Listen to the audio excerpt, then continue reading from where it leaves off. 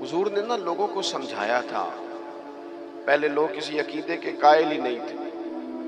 محبوب نے سمجھایا کہ دنیا مختصر ہے. حضور نے بتایا کہ مرنے کے بعد ہمارے لیے جو قبر ہے اس کو صرف ایک پہلو نہ سمجھ لینا، وہ گڑھا بھی ہے دوزخ کا لیکن وہ جنت کا باغ بھی ہے. نبی پاک نے لوگوں کو ایجوکیٹ کیا، تعلیم دی، سمجھایا کہ تم ایک نظریاتی زندگی گزارو. فقط یہ 50-60 سال ہی کل زندگی نہیں، یہ تو تمہیں بھیجا گیا ہے کام کرنے کے لیے، کاشتکاری کرنے کے لیے. مرنے کے بعد تم نے اس کاشتکاری کا پھل کاٹنا ہے. تم اب یہ تعلیم اتنی راسخ ہو گئی لوگوں کے دلوں میں، اور صرف لوگوں کو نہیں سمجھایا. وہ ہمارے ہاں پیران نظام یہ کرتے ہیں، لوگوں کہتے ہیں فقیر ہو جاؤ، فقیر ہو جاؤ، فقیر ہو جاؤ. لوگ فقیر ہوتے جاتے ہیں اور پیر صاحب امیر ہوتے جاتے ہیں. وہ مالدار ہوتا جاتا ہے، لوگوں کو فقر کا سبق پڑھاتا جاتا ہے. نبی پاک علیہ السلام نے لوگوں کو جب یہ کہا نا کہ زندگی چند روزہ ہے، تو یہ تعلیم لوگوں کو تو دی، لیکن اپنا حال یہ تھا ایک وقت روٹی کھائی اور 3 وقت فاقہ کیا. محبوب نے چٹائی پر آرام فرمایا. حضور موٹے بان کی چارپائی پہ لیٹے، موٹے بان. اور حضرت عمر فرماتے میں تبن سخت تھا، لیکن حضور کی کمر پر جب میں نے چارپائی کے نشان دیکھے تو میں رو پڑا. یا رسول اللہ، اللہ کے دشمن اتنی موج میں ہیں اور آپ تو. حضور نے ایک تو یہ ہے نا کہ آپ کی پیار میں کوئی رو رہا ہے تو بندہ کہے کوئی نہیں بس حالات ایسے، نہ. محبوب نے نظریہ بیان کیا، نظریہ. فرمایا عمر تم پسند نہیں کرتے کہ وہ تھوڑی سی دنیا میں آسانی دیکھیں اور آخرت میں رسوا ہو جائیں، اور ہم دنیا میں تھوڑی سی مشکل دیکھیں اور آخرت کی ساری عزت اللہ ہمیں ہی عطا فرما دے.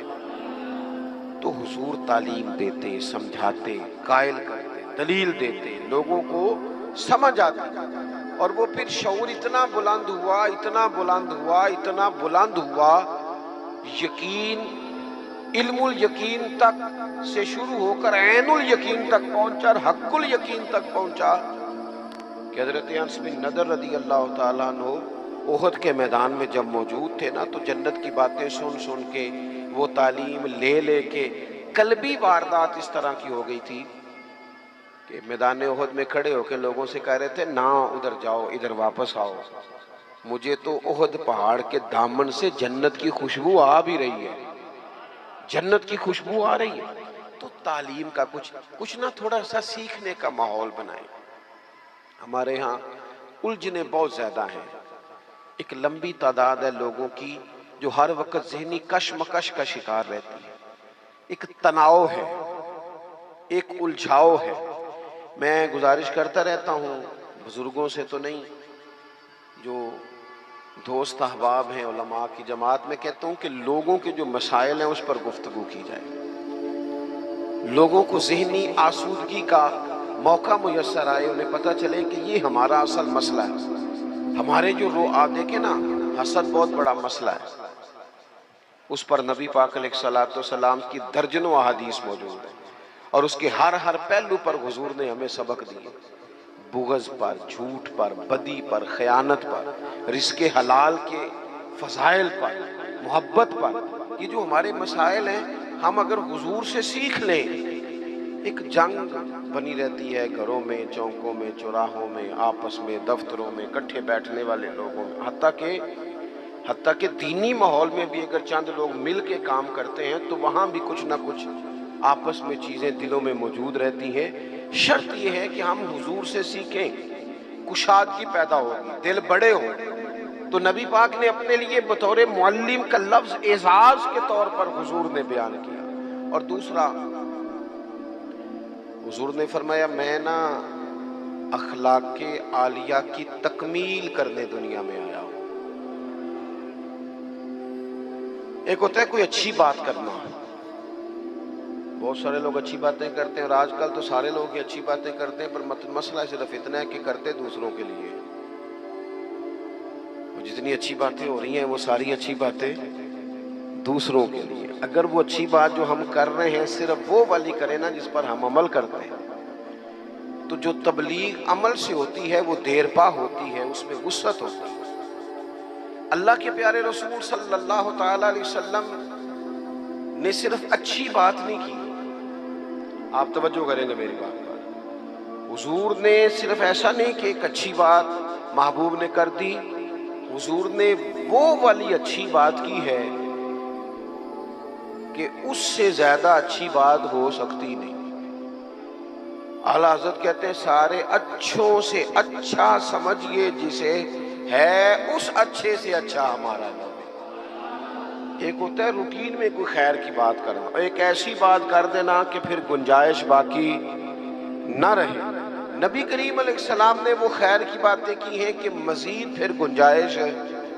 یہ جو ہمارے یہاں مصیبت بن گئی ہے نا کہ ہم نے وہاں سے بھی سیکھنا ہے دانش، وہ ہمارے اسکولوں کالجوں کی دیواروں پر انگریزوں کے قول بھی لکھ دیے۔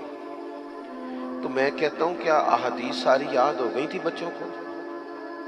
قرآن مجید کی آیات یاد ہو گئی تھی؟ اور کیا کوئی ایسی بات تھی جو حضور نے بیان نہ کی ہو، جو آپ کو ادھر ادھر جانا پڑا؟ اللہ کے پیارے رسول صلی اللہ تعالی علیہ وسلم نے تکمیل کر دی اخلاق عالیہ، بلندی اخلاق جہاں تک جا سکتے تھے وہ ساری چیزیں حضور نے ہمیں دی ہیں۔ اخلاق کی کوئی ایسی بات نہیں جو رسول پاک صلی اللہ تعالی علیہ وسلم نے ہمیں نہ بتائی ہو، اور وہ باتیں ہمیں یاد بھی ہیں۔ بس مسئلہ یہ ہے کہ تقریریں، میں آج کل یہ دیکھتا ہوں کہ آپ آ جائیں جی، آپ یہاں بھی بیان کر دیں، آپ تھوڑا وہاں بھی کر لیں، تھوڑا وہاں بھی کر لیں۔ تو میں یہ اکثر کہتا ہوں دوستوں سے کہ اگر تو تقریریں ہیں فقط کانوں کی لذت کے لیے، پھر تو سارا دن سنو، اور اگر عمل کے لیے ہے نا تو پھر میرا خیال ہے 20 منٹ اگر کسی نے کوئی بات سن رکھی ہے تو وہ عمل کے لیے کافی ہے، وہ عمل کے لیے کافی ہے۔ وہ بزرگ ایک مثال دیا کرتے تھے کہ ایک شخص نے کسی مولانا سے سن لیا تھا، بعض اوقات لوگ کھیتوں میں قضائے حاجت کے لیے جاتے تھے پیشاب کرنے، تو کہا سخت جگہ پہ پیشاب نہ کرو، وہ اس لیے کہ پیشاب کے چھینٹے پلٹ کر کپڑوں پہ نہ آئیں۔ تو اس بیچارے نے وہ مسئلہ سن لیا، وہ صرف نعرے والا نہیں تھا نا، عمل والا تھا۔ اس نے پھر نہ اپنی رومال میں ریت باندھ کے کندھے پہ رکھ لی، جہاں اسے قضائے حاجت کا موقع آتا وہ پہلے ریت رکھتا، اس میں وہ پیشاب کرتا تاکہ میرے کپڑوں کو۔ تو کسی نے کہا چل دوبارہ محفل میں جانا ہے، کچھ سننا ہے، تو کہنے لگا نا بھائی بس، جو ایک مسئلہ سنا تھا اس کے لیے کندھے پہ ریت اٹھائے پھرتا ہوں۔ یہ ایک سادی بات ہے لیکن سمجھنے کے لیے ہے، اگرچہ آپ ہنسے پر سمجھنے کے لیے ہے نا، کہ جن کا عمل کرنے کا مزاج تھا وہ تو یہاں تک تھے، اور جن کا خیال یہ کہ اب ویکھیا ساڑی محفل ہوئی، پھر راتی پھر آپ مزہ گیا ہے، او ہو کیا بھئی آپ نے اور میں نے یہی تو کام کیا ہے۔ نبی کریم نے بلند اخلاق سکھائے۔ ایک حدیث اگر میرے ملک میں نافذ ہو جائے نا، ایک، کتنی کہہ رہا ہوں؟ ہاں نہ نہیں کرتے آپ، ناراض ہیں؟ کتنی؟ ایک پہ عمل ہو جائے نا، ایک پہ بس، تو سارے مسئلے حل ہو۔ ایک بات، اور لمبی چوڑی نہیں، حضور کو جو اللہ نے جوامع الکلم عطا فرمائے ان میں سے ایک بات، اللہ کے پیارے رسول علیہ السلام نے فرمایا میرا مومن وہ ہے۔ اتنی بڑی بلند اخلاق کی بات ملے گی نہیں آپ۔ فرمایا میرا مومن وہ ہے جو اپنے لیے پسند کرتا ہے وہی اپنے بھائی کے لیے بھی پسند کرتا ہے۔ لو ختم ہو گئی بات۔ آج کے بعد زندگی میں یہ ایک بات طاری کر لو، ایک صرف، کہ جو اپنے لیے پسند کرنا ہے وہی اپنے، کوئی ملاوٹ ہوگی، کوئی آدمی غلط چیز بیچے گا، کوئی غلط چیز بنائے گا، کوئی خرابی پیدا ہوگی، کیوں کہ اس نے نا، میں دکان پہ ایک دفعہ کپڑے خریدنے کے لیے بیٹھا تھا تو ایک صاحب کہنے لگے پیر صاحب یہ لے لے آتے، میں بھی پایا ہے۔ میں کیا سارے نو یو دیا کر جڑا آپ پانا ہے۔ دیکھو نا یہ کیا بات ہوئی، آپ کو پہچان ہے نا کہ یہ کپڑا ٹھیک ہے، تو آپ باقیوں کو خرید، آپ مارکیٹ سے لے کے ہی وہی آئیں بس، جو آپ سمجھتے ہیں کہ یہ لوگوں کے لیے۔ کیوں ہم اس طرح کا کام کرتے ہیں؟ کیوں نہیں ہم سمجھتے کہ یہ غیر نہیں ہے، یہ ہمارے اپنے لوگ ہیں؟ یہ کیسے ہو سکتا ہے کہ کسی کے بچوں کو آپ ملاوٹ والی چیز کھلائیں اور بیماریاں آپ کے گھر نہ آئیں؟